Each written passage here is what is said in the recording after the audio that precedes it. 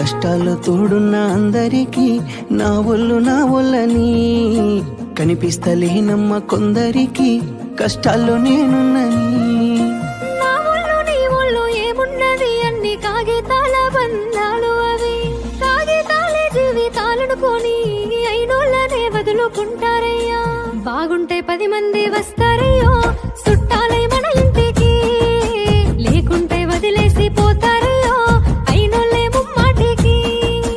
చూస్తున్న చుట్టంత కళ్ళతోని జరిగేది నాటకమే, నా ఒళ్ళు మా ఒళ్ళు అనిపించి